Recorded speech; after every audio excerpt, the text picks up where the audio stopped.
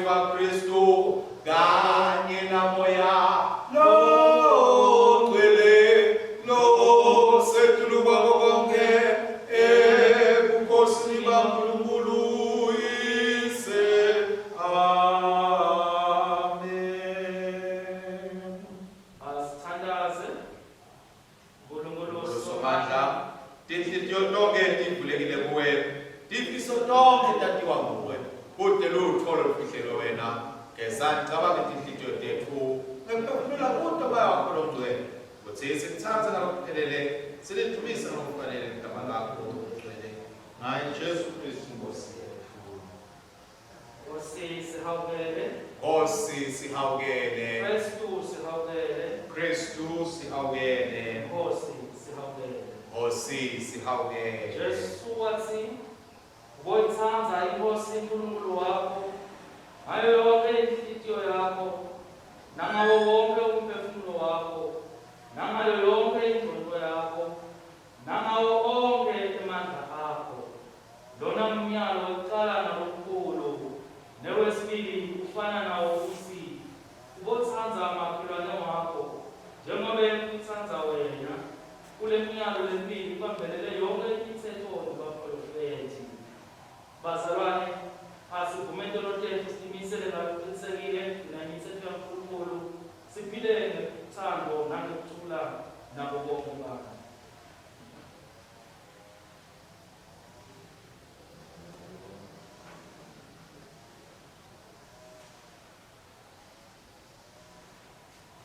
Unkulunkulu somandla Awethu lo sezulwini siyathoba siyavuma ukuthi sonile kuwe kulicala lethu sonile ngicabanga ngikhuluma ngikwenda nangakwenu kufanele sikwende ngenxa yenkosana yakho Kristu Nkosi yethu.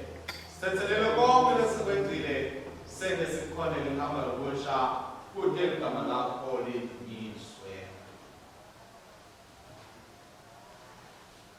Unkulunkulu somandla lothethelela konke labaphendukanga ngeqiniso akasihawukele asithethelele izono zethu asikhulule kudo asimise asiqinise kulungeni konke asigcine nasekuphileni lokunini nanini ngaye Jesu Kristu inkosi yethu. Amen.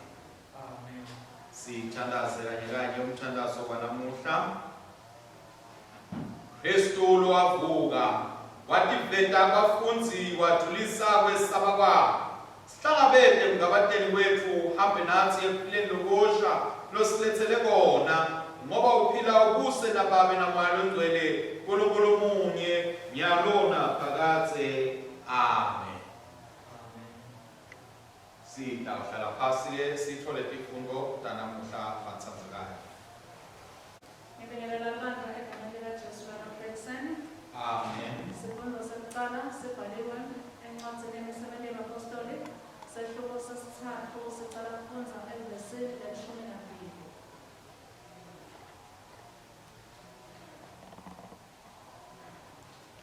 Nakabone labantu uPetro wathi kubo, "Madodana abaka-Israyeli, unimangaliselani lokho? Nisikolotelelani kangaka? Nicabanga ukuthi kungabungcwele bethu yini noma ngemandla ethu yini ukuthi sendele umuntu wahamba? uNkulunkulu wa-Abrahama na-Isaka naJakobe, uNkulunkulu wabokhokho usikhathimulesile sisebente sakhe lesinguJesu. Lenamnikela etiphathimandleni namlahla embi kwaPhilato namala noma uPhilato asatimisele kuNkulunkulu. Abengcwele alungile kodwa namanga namlahla esikhundleni sakhe nacela Philato ukuthi anikhululele sigelekele. Ngakho nabulala umthombo wempilo kodwa uNkulunkulu wamvusa kulabafile. Thine-ke sibufakazi bakho ligama laJesu nekukholwa egameni lakhe lokuqinise lendodzana leniyibonayo naleniyatile nekukholwa lokungaJesu kunike impilo lephelele kulo muntu njengoba nani nibona nje.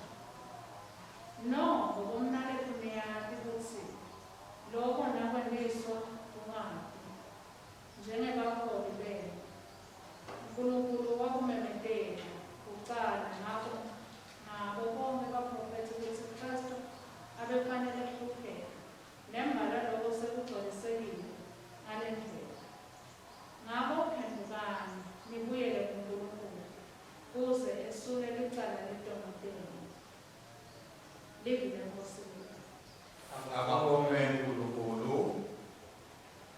Likubo la namhlanje likubo number 4 ngidawufunza verse lekuqala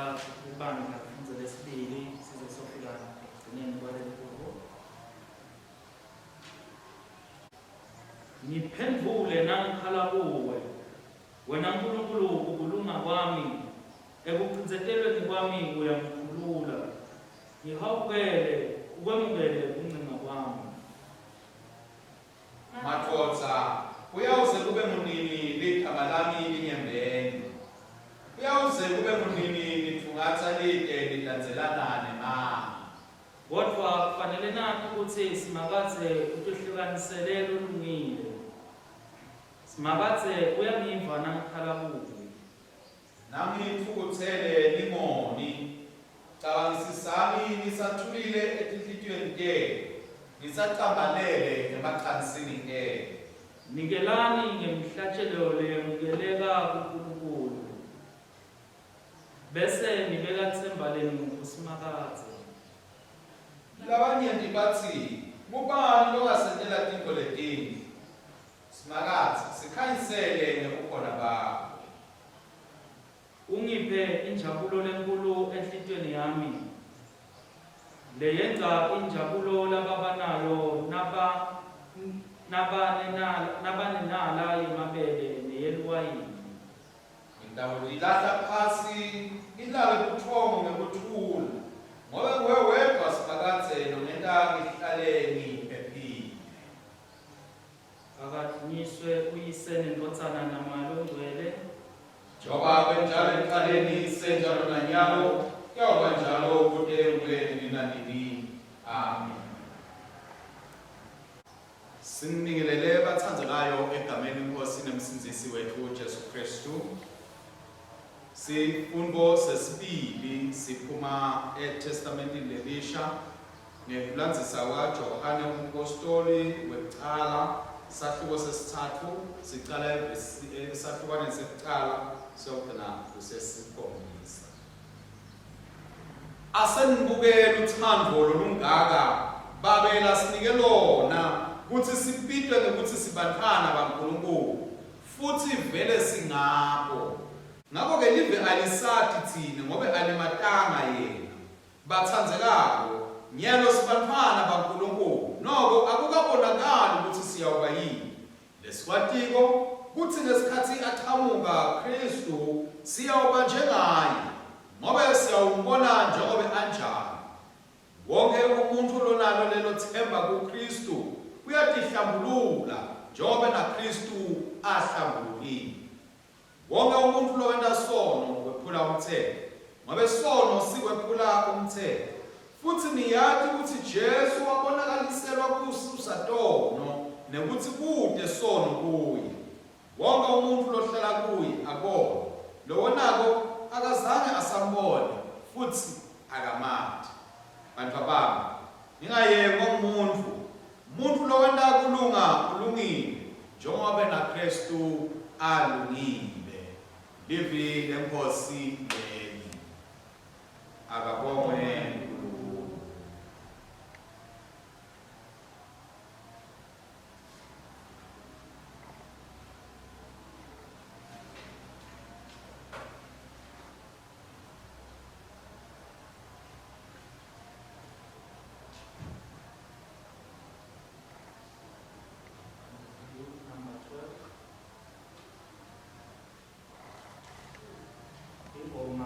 Number 12.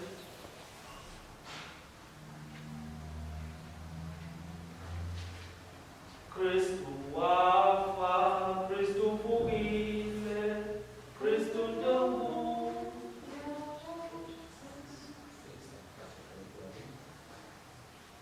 Kristu wafa, Kristu vukile, Kristu imosi utawubuya futhi. Na ngabe safasa kanye naye sakuphila kanye naye futhi. Na sintilisela siyakubusa kanye naye futhi. Na sintika naye futhi. Na siyethembekile namhlanje ethembekile ngobe yangeke atiphikise.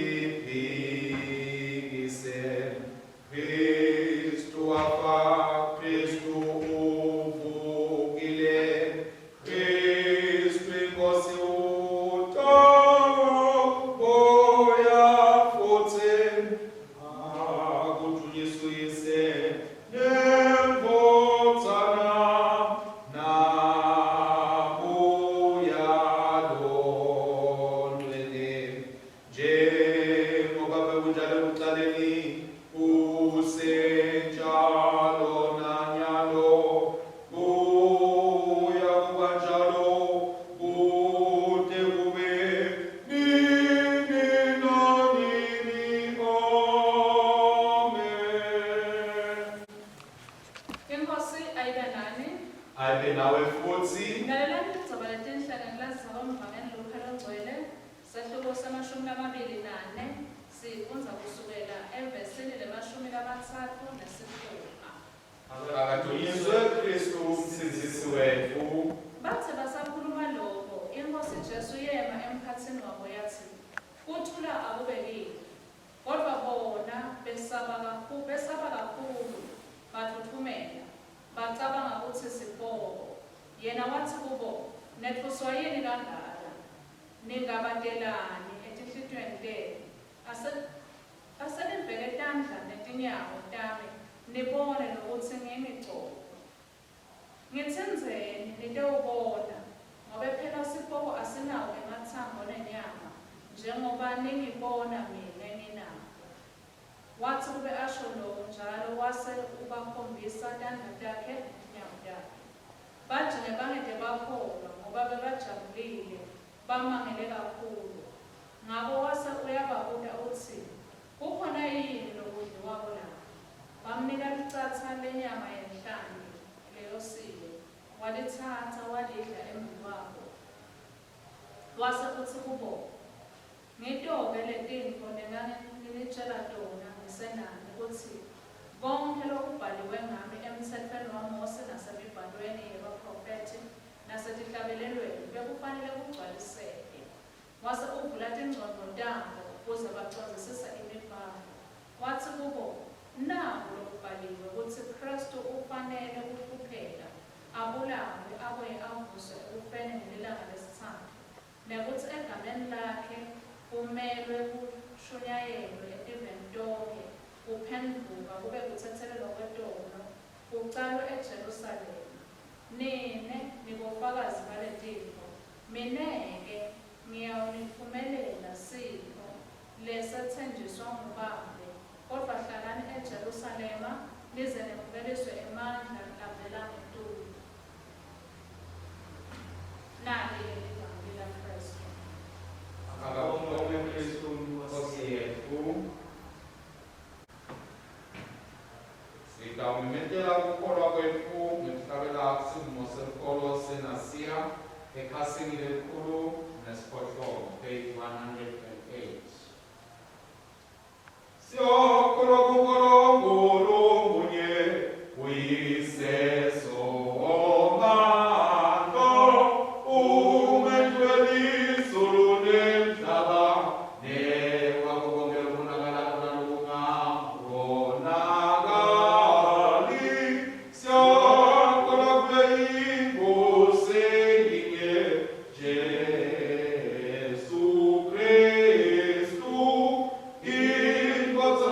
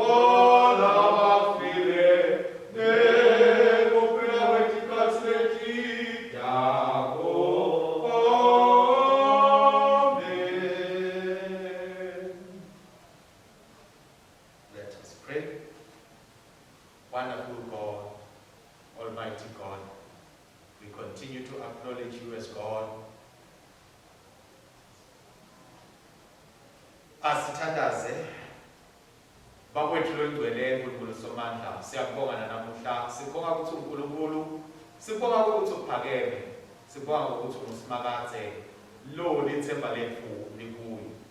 Namuhla ke uNkulunkulu wethu sesivile Nkosi ukufundwa kwalo livi lakho, yenta simakathe ngokuthi kuzidla abantu enhliziyo lethu, nawo Nkosi emavi omlomo wami kube kulokubukelekako kuwe Jehova dwala lethu laphakathe Jesu Kristu inkosi nomsindisi wethu. Amen. Ibandla lingahlala phasi.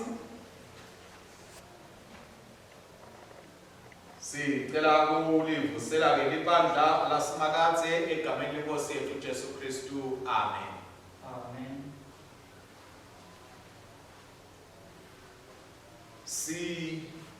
Selangeni ke noma sisesontweni lesithathu bathandzekayo labo ukukhumbula ukuvuka kwayo inkosi yethu Jesu Kristu ivuswa ekufeni, isikhombisa ukuthi yona inqobile, ingetulu kwekufa, ingetulu kwesono, ingetulu futhi kwemhlaba.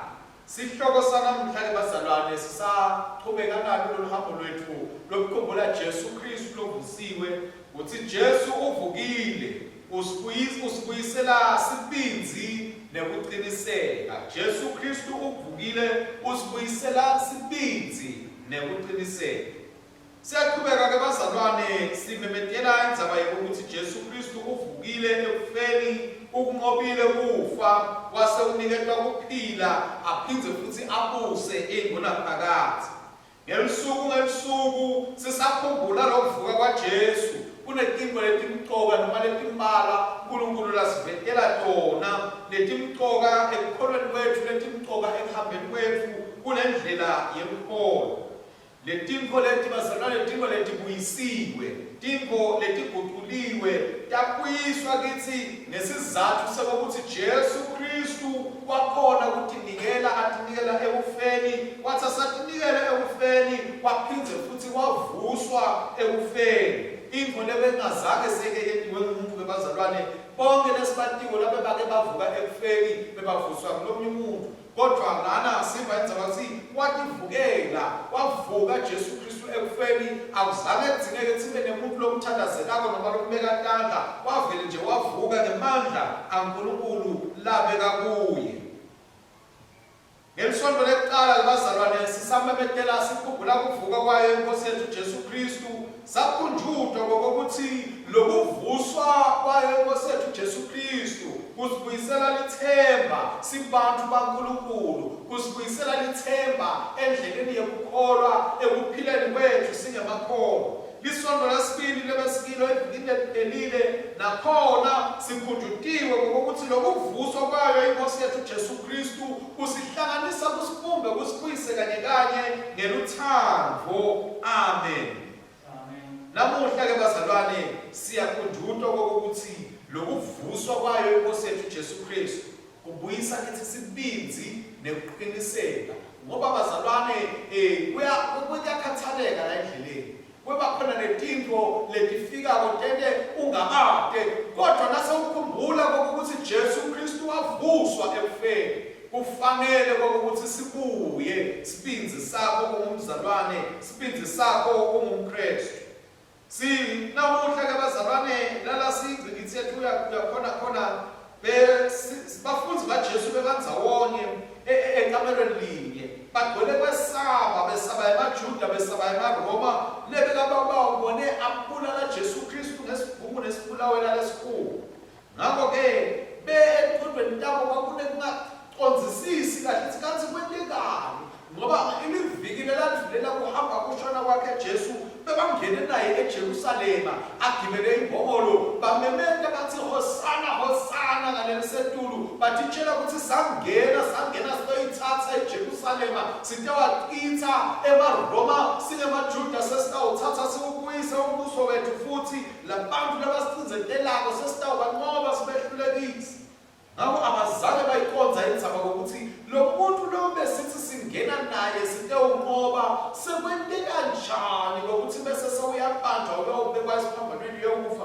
ngoba phela thina sigadze ukuthi nguye lotawusihola ukuthi siwehlule emaroma ngakho-ke labazalwane bahleli kulelikhamelo nje bazalwane akusibe lula ngoba banalokudimputa ethi phakathi kwentekani kanti lo muntu lebekasitshela kuthi Mesaya kube sekwentekani ngoba wehlulekile kusita esikhundleni saloko kuthethwe wayewuleniswa eziphambanweni kwakunguye Jesu bese bambukile ukuthi sewutawukakhulula kodwa nasifunza namuhla siyeva ukuthi cha awuzange kube kanjalo njengekucabanga kwabo kodwa lo Jesu wabonakala asabethelwa esiphambanweni wathathwa wayawufakwa ethuneni asafile labazalwane-ke abazange baqonzisisa indzaba yalokukhululeka le Jesu Kristu abedelekto balethela bona bazalwane bebacabanga ukukhululeka mhlawumbe embusweni wamaRoma abaqondzanga ukuthi lo Jesu udelekto bakhulula emphefumulweni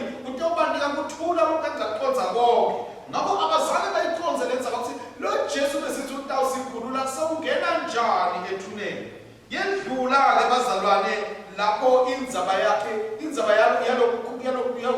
yalokudideka kwabo imiqondo ukuthi bathi sebavile ukuthi lo Jesu Kristu noma bambonile athathwa afakwa ethuneni kuthiwa kwaze kuvela kibo sekuvika boPetro sebabatshela ukuthi akasekho Jesu ethuneni uvukile Jesu ethuneni akusadeki ukuthi sewushonephi sekwentekeni sekuphinze futhi sekukhambe amadoda lamabili etakibo athi nasihamba siya eMawusi uvelile kithi lo Jesu waqoqa nathi sase simbona ekuthenini abese sewusetela sido ukuthi namu lo Jesu nalapho sase siyadideka sajika sabugijima sabuya sebabuya-ke batowutotela abafunzi nabo abafunzi abasati mphamba ukuthi lo Jesu besizwe utawusikhulula kwafa kodwa nyalo sesitshela ukuthi uvukile uvuke kwentekani ushonephi badidekile-ke labazalwane bathathekile sindlula-ke sithola-ke lihubo lanamuhla leli sitshela kona ngokuthi uNkulunkulu uyasiva nasithandaza mhlawumbe nathi lana sikhona khona esigabeni sethu sididekile sifana nalabafunzi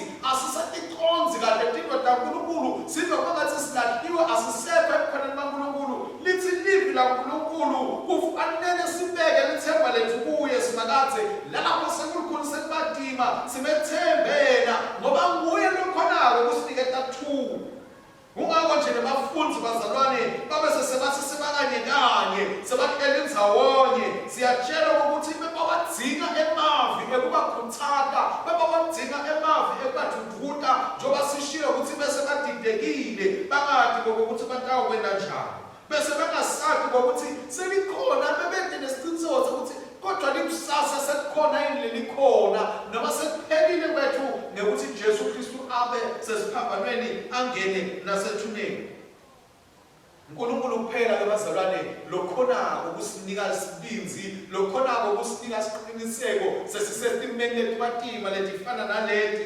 njengalabafunzi baJesu Kristu kungako nje Jesu wathi nakafika abafunzi bakhe njengoba sifunzile evikini lephelile kwase sokuthi uyaphefumulela ukuthi abemukele moya loyingcwele ngoba bekade ukuthi lo moya loyingcwele nguye lo lotawubasida avule tingqondo tabo abende basanguluke abende batiqonze tinto taNkulunkulu ukuthi nasebafunza babuyela bafunza imibhalo bese iyaqala lemibhalo seyiyakhuluma kibo iyaqala lemibhalo seyenta tintfo etimpilweni tabo njengoba nakithi nje bazalwane moya loyingcwele nguye lowenta ukuthi lemibhalo yaNkulunkulu bese iyaqala iyakhuluma seyiyasikhuthaza seyisiniketa nesiqiniseko futhi ngikho nje bazalwane moya loyingcwele wase uyefika efika kibo sekuphele emalanga la sekwenze emalanga ngetulu kwemalanga la ngabashumi amane bahleli endzaweni lesetulu bathandaza wasuyefika kwalo igcwele wasuyayiguqula impilo yabafundi kusukela ngalelo langa.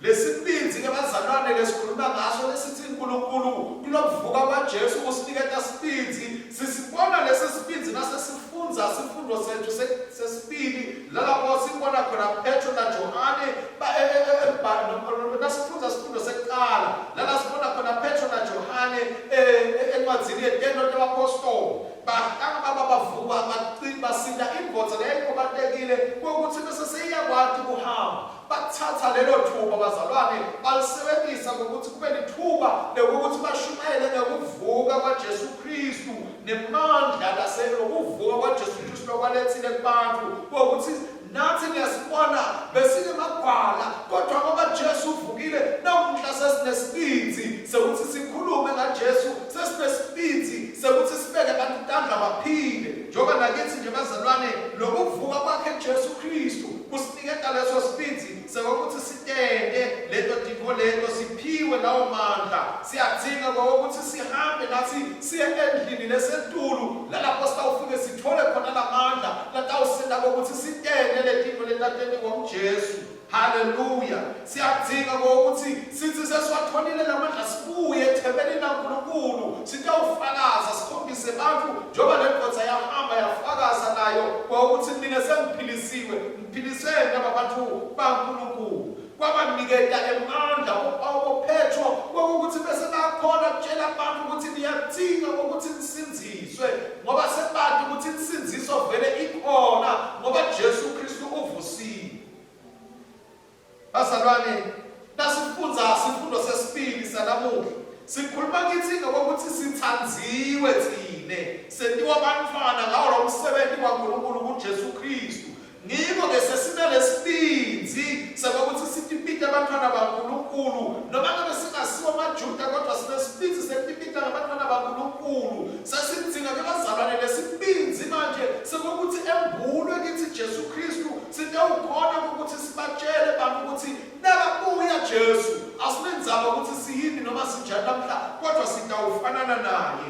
Yena ngeke afanane nathi kodwa ngithi lesiyawufanana naye ngoba bazalwane kunesibanga lesibonakalabo lalana sesikhuluma indaba yokuvuka kwakhe Jesu Kristu.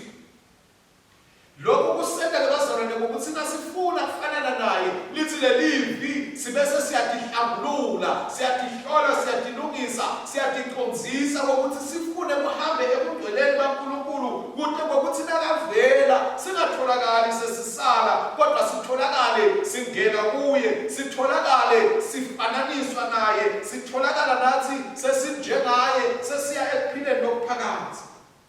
Ingqikithi yalentsaba bazalwane itholakala la evangelini. Lana sesifunza khona ukuthi Jesu Kristu wangena emkhathini wabo lekamelo labantu bebakilo belalikhiwe livaliwe kodwa wangena wabonakala lapho bazalwane kulala siya khona lapho bazalwane kulala siyawufinyelela khona uma sitawuba nalesibinzi sekubebekela noNkulunkulu sibe nalesibinzi futhi sekuhlala kuye sekuhamba naye sitawufika nathi kuleso sigaba lalapho bazalwane singeke sivinjwe dibonza ngokuthi singene noma siphume njengoba Jesu Kristu wangena wavela emkhathini kwabafundi bakhe. Ngiyakholelwa bazalwane lemfihlakalo lebekhuluma ngayo lapha eqaleni lethi manje siyawufanana naye ngokuthi Jesu Kristu ngesikhathi asavusile lokutimba abaniketwe wona kwakungasafani nalokutimba lebafundi bakhe bebawujwayele kodwa lokutimba besaniketwe wona kwakunawutimba uNkulunkulu abewudale eqaleni umtimba lebekawudale uNkulunkulu ukuthi awunawugubha umtimba bekawudale uNkulunkulu ukuthi utawuba nemali.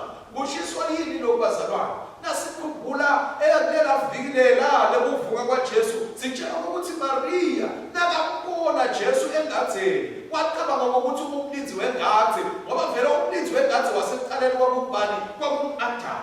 Ngakho uNkulunkulu abasabuyisele Jesu kuleso simo boMaria bebaphile naye Jesu bebamaki bebatambona ngisho afulathele abhekele kodwa behluleka ukubona ngoba abengasasiso lesimo lebebabasijwayele. Ungakho nabafundi baJesu ningakho nje wakhona nethi angene la ekhathi endlini noma asange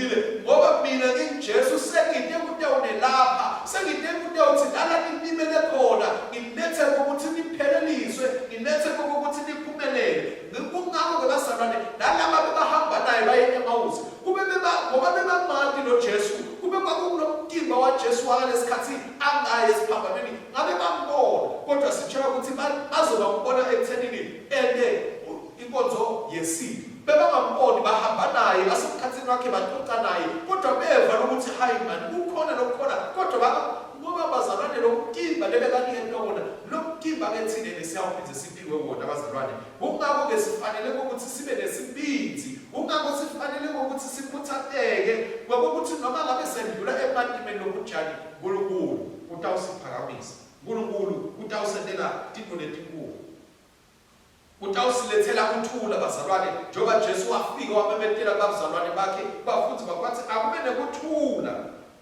futhi wasebanikeza nemandla ukuthi bakwadi ukuqhubeka baye embili noma ngabe sebamelana nebukhulu nempatima lokujani kodwa lokufika kwaJesu asavela kubo sekangula lokuthi vele uvukile kwabanikeza speed njengoba nathi bazalwane kufanele ukuthi kusinikeze speed sekuthi sibebetele ukuthi uvukile kusinikeze speed nemagunya ukuthi sisondzele ebukhoneni baNkulunkulu kusinikeze amasipinzi nemagunya abazalwane ekumemethela loluthando nalomusa waNkulunkulu etiveni tonke njengoba yena washo nasesekatawucetha nakatawuphuma nje asuke la emkhathini wako bazalwane uthi sengahamba ke manje ngimemetele eJerusalema nasemhlabeni wonke ngokuthi insinziso seyifikile kwangathi uNkulunkulu angavuselela abazalwane ethemba kithi noma ngabe beselahlekile ikakhulu lekhathi lekumatima leti lana sibone mhlawumbe kulahlekelwa dihlobo salahlekelwa imisebenzi salahlekelwa lokho nalokho kwabakhulu kwababantu kwangathi uNkulunkulu bekangavusetela ngekhathi lithi lithemba singabuki lokho lesendlule kiko kodwa sibuke lokho lesiya kiko sibuke lokho uNkulunkulu lasithembise kona ngoba uNkulunkulu bazalwane solo kukhona uNkulunkulu futhi solo uyasithanda uNkulunkulu futhi solo uyasinakekela uNkulunkulu futhi solo ukhathatekile ngathi akakaze asishiye noma sipho bethu nje kodwa simbonile anathi asiqinisa asibisa endleleni asibe naleso speed ke bazalwane lesithola kuNkulunkulu asibe naleso speed sekwathi ukuthi solo thine sithanziwe ngusimakade solo uyatisindisa impilo tebantu nathi usibekele isinziso kuthiya upheleliswa mzukwana Jesu Kristu abuya asatawusilanza atawusinika nathi nayo intimba lefana nale wakhe la uthola sekavusiwe kufeni umtimba lo esanako ukugula umtimba lo esanako ukufa umtimba lo esanako ukuhlupheka kodwa nje lo yawuhlala uthokota njalo enkosini kaNkulunkulu ubonga ukujumisa ingona phakathi kwangathi singaba nesikhathi lesihle nalesibusisekile bazalwane sekukhumbula ukuthi Jesu Kristu uvukile haleluya amen asithandaze uNkulunkulu wamandla loletha ukuphila nethemba lapho kunekufana kuphelelwa lithemba siside sive simemo sa Kristu lasenda kubafunzi ngitsinzeni ibone sende sibe nesibinzi lesanele sekuthi simbambe Kristu lovukile nako konke lokulethwa uvuka kwakhe ekufeni njengoba esadalwa nguye asikwende lokhu hayi namhla kuphela kepha tinsuku tonke tekuphila kwethu asilethe tiko tethu kulokusa kwanamuhla ebandleni hayi lelikhona kepha lelikhona namuhla naleliyawuba khona libandla lelitalwako lelikhulako nalelo Kristu latawuliletsa esikhatsini lesitako emehlo netindlebe netinhlitiyo tethu aqhubeke kubambelele kuye sisasitana uhola libandla liye embili Nkosi Jesu njengobe wativeta embi kwebafundzi bakho wanika umsebenzi wekuhambisa ivangeli netindzaba letinhle tekuvuka kwakho nesipho sempilo yaphakade kubantfu bonke sihole endleleni yokukholwa kude sitoba sibusiso kulabanye njengoba nawe usibusisile kude nathi silethe lesibusiso sakho sembuso wakho lesiwethenjisiwe sibasonzete kuwe ngemavi nangetendo siphindze sibaside ukuthi babone emandla aKristu nemsebenzi lophelelisiwe waseKhalvari siside Nkosi sifunze ukuthanza njengoba nawe wasithanza wanikela nekuthi ufe kuthethine sikhululwe etonweni sitalibandla lanamuhla lifunze ukuthandzana njengoba Kristu asibitele ukuthi sibe bafunzi beleqiniso siside sithanze nalabo lesebaphambukile endleleni sifise ukuthi babuye njengetimvu letilahlekile sifundzise ukuthi sivuke nasiwile sathi ukuthi ingati ya Jesu isanele kuhlala isihlala njalo etonweni tethu isende sifanelwe nguNkulunkulu sifundzise kuba bantfu bekukholwa kuletinsuku letimatima naletibitako kude sivete emandla nebukhulu bakho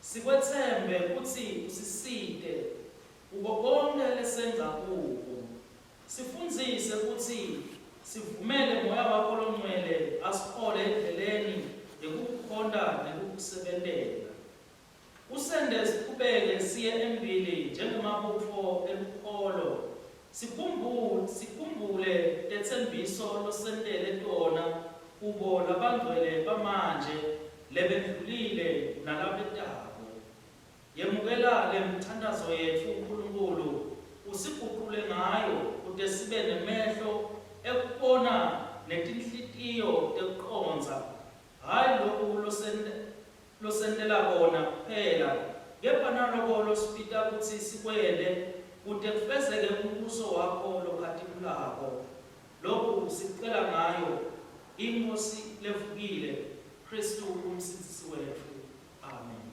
Amen. Libandla alisukume.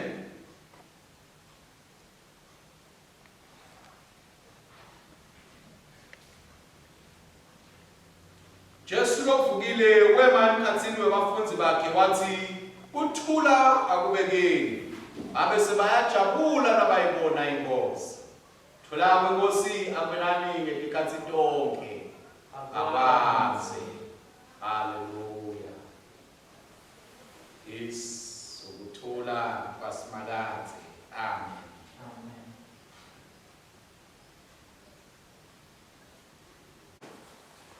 inkonzo yethu lebathandzekayo iyaqhubeka ekhasini lelikhulu nelishumi nesithupha page 116 siyabonga ke bazalwane ukuthi labanye bethu lesengakhona ukubuya sibe senkonzweni siyaqhubeka nekuyifaka imali ngasemabhange siqhubeke sihambise ngetindlela letahlukahlukene ukuthi ingene etikhwameni talo libandla kude kuthi umsebenzi welibandla uqhubeke sitawucela lebazalwane ukuthi nabe sinakho ticebhezane fakazela ukuthi sifakile imali ebhange sitibambe ngesandla sisitawuthandaza sikhuleka kanye kanye siyakhuleka ke bazalwane umthandazo wecala sithi nebakho Nkosi kukhulu nemandla nemvumiso nenkantimulo nebukhosi ngobe konke lokusezulwini nalokusemhlabeni ngekwakho konke kuvela kuwe thina simnika lokungekwakho usisa yodlongcwele ungcwelise ninikele abantwana bakho busise babodlongcwele emakhaya abo imisebenzi yabo ubusise babodlongcwele amabhizinisi abo labasukulile ubende babe nekuphumelela kude ukuthi Nkosi ekuchichimeni bakwadi bokuthi baqhubeke banikele emsebenzini wakho indlu yakho Nkosi ibe nekuchichima ikwadi ukuthi iqhubeke iwende wonke umsebenzi lobhekekile ngayo egameni leNkosi nomsindisi wethu Jesu Kristu amen amen Ngiyabongeka Nkosi uNkulunkulu Mdali wethu lonke ngemsaba Nkosi nalesimo lesinikela ngaso sivela emhlabathini sibekwe dadade bantfu setakuba sekwa sekuphela kithi akabongwe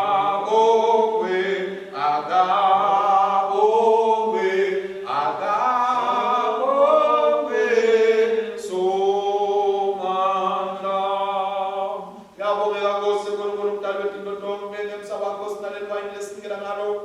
isiselo semvini nemsebenzi wethalente abantu letakwayenzewe yansilezeso kithi ogogowe ogogowe agagowe somandla. Sitawusebenzisa umthandazo wesibili wokubonga ekhasini 119. Mthandazo wesibili wokubonga ekhasini 119. Inkosi lapha moya wayonathe yenyusanitihlithi yotenu siyatenyusela enkosini asibangi inkosi nkulunkulu wethu kufanele kulungile kubongane kumfundisa kufanele phela kumsebenzi wethu nenjabulo yethu netikhazi nasetinzawo litonke kumsebenzi nenjabulo yethu kukubonga nokukubabata babelotwele Nkosi yasezulwini somandla nkulunkulu lophakathe ngaJesu Kristu indodana yakho leyodwa yinkosi yethu ngoba yena ulimi lakho leliphilako ngaye wadala konke kwasekuqaleni wasenda ngemfanekiso wakho luhlobo ngaye wasikhulula ebudilini besono wakunikela kubedala umuntu afele esiphambanweni wavusa kulawafile waphakamisela ethule esandleni sakho sekunene ngaye wathumela moya wakho lomdala lophilisako wasenda abantu belifa lakho nyalo ke siyakubonga ngekuvuka kwakhe kufeni lokuthumisekako ngekufa kwakhe watetha kufa ngekuvuka kwakhe wasibuyisela kuphila lokunini nanini ngako-ke sesihlangane netingilosi netikhulu tato nelibandla lonke lasezulwini sibabadala igama lakho lelikhulu lelithumile siyakubonga nini nanini sithi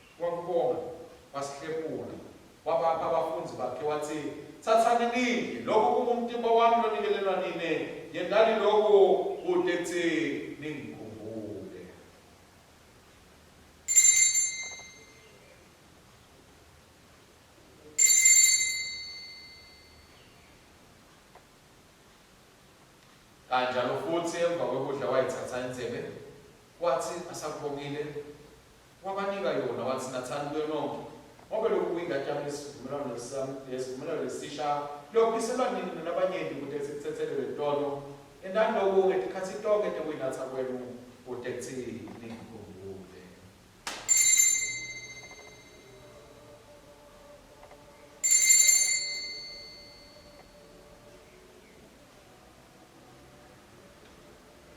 simemetela ukukholwa kwethu sithi Kristu wafa, Kristu uvukile, Kristu utawubuya futhi. Ngakho-ke babelo sezulwini sikhumbula ukunikela kwakhe lakwenda kwabakanye esiphambanweni. Simemetela ukuvuka kwakhe nokwenyuka kwakhe lobe phosi. Salindele kuya kwakhe ngeluthobo. Kuba mkhosi ngalesinkwa nangalendzebe nemhlatshelo wakhe lophelele. Ngela ngaye uKristu wethu lomkhulu lomhlatshelo wethu wokubonga nokudumisa. Sithi sidla sinatha letitipho letingcwele. Ubukhosi bakho lobungcwele. Usivuselele ngomoya wakho. Usigcwalise nothando lwakho. Usihlanganise emtimeni wendodzana yakho Jesu Kristu inkosi yethu kanye naye nakuye nangaye ngemandla amalo engcwele nabo bonke labemembi kwakho emhlabeni nasezulwini sikhonta wena babe somandla ngetingoma zokudumisa lokuphakatha sithi sibusiso nenhlonipho nelodumo nemandla akube kwakho nini nanini. Amen. Inkonzo kwabazalwane iyaqhubeka ekhasini namba 126 esigabeni semashumi lasikhombisa nesikhombisa. Njengalokho Kristu wasifundzisa sinesibinzi sekuthandaza sithi Baba wethu lo sezulwini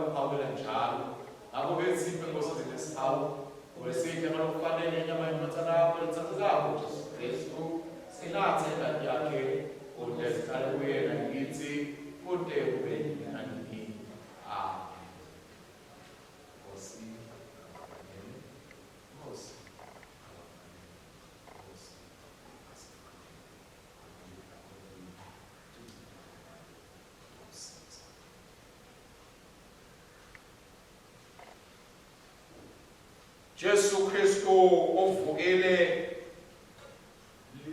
tubulo kulabaphila phakathi naphakathi. Uvuka kwakhe kusilethela ithemba. Uvuka kwakhe kusinika emagunya ukuthi siqhubeke njoba asinike tayina ukuthi siyawuyenda lena nkonzo simemetela ukuthi uyabuya. Sonzelani bazalwane sitopukela ukutimba kwenkosi yethu Jesu Kristu akelwa ngenxa yethu engadi yakhe lasofisela yona simdlele enhlitiyweni tethu ngekukholwa nangokubonga.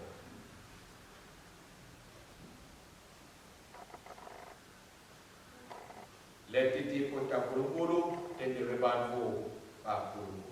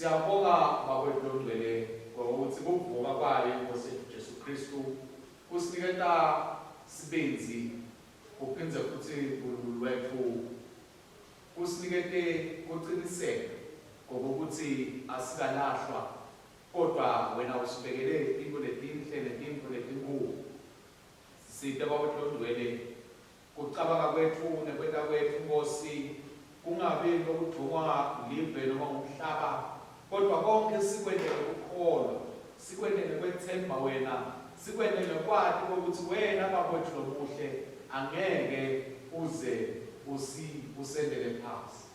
Siyabonga ke baba uNdwele ukuthi ngathi imfihlakalo letindwele sondlile nomtima nengadeni otsana yakho umsindisi wethu Jesu Kristu wasigcina ngemsa wakho emgibelwayo inkotsana yakho lenhlangano yabo bonke labakholwayo.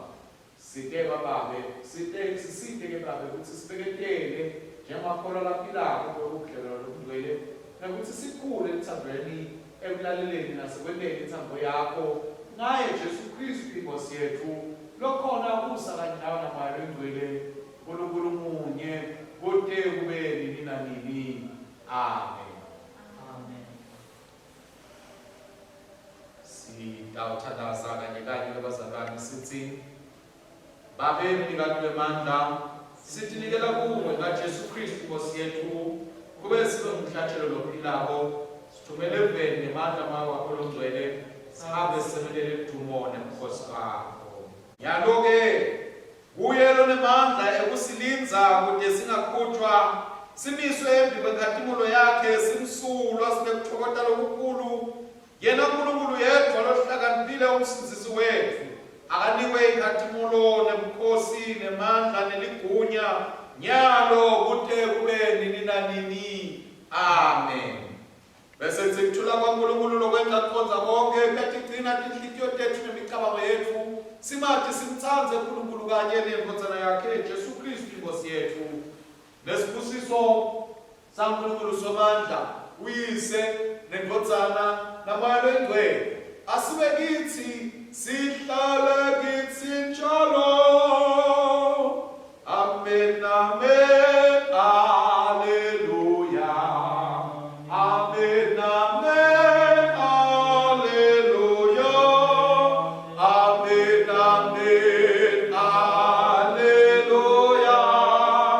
Amen. Amen. Alleluia.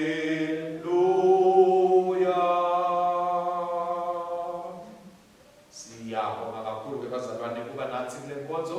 Siqhubeke simkhonde simakathe siqhubeke futhi sitinakekele sitigcine bazalwane singabe sesiyanciphisa sesiyacekisa ngoba sibona ukuthi lesifo siyasehlula siyasinqoba siqhubeke sithandaze kakhulu ngoba konke siyawuqoba siphumelele kiko ngemkhuleko. Labakhona konke bazalwane ukuthi enkonzweni siyaqhubeka ukuthi ababuye bete enkonzweni linkonzo yethu bazalwane lenga 6:30 inkonzo yethu lenga 8:2 lesingisi lenye bese seyibanga 10 ngesiswati ke yona tonke bazalwane dithatha kwenda ekhulwini lebantu ngakho ungesabi ukuthi utawufika mhlawumbe ungayitholi indzawo ikhona indzawo wotani bazalwane sithe umkhonda kanye kanye sidumise simakathe kuphela nabe utivela futhi utivela ukuthi kulungile ukuthi kungenda kodwa na utiva ngathi uphathekile awulunga kahle qhubeka ube sekhaya sitawulethela thina tinkonzo lotawutithola uhleli ekhaya. Inkosi inibusise. Amen. Amen.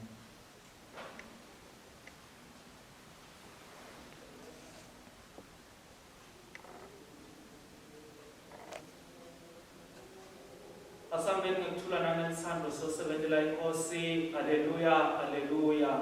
Egameni la Kristu. Amen. Haleluya, haleluya.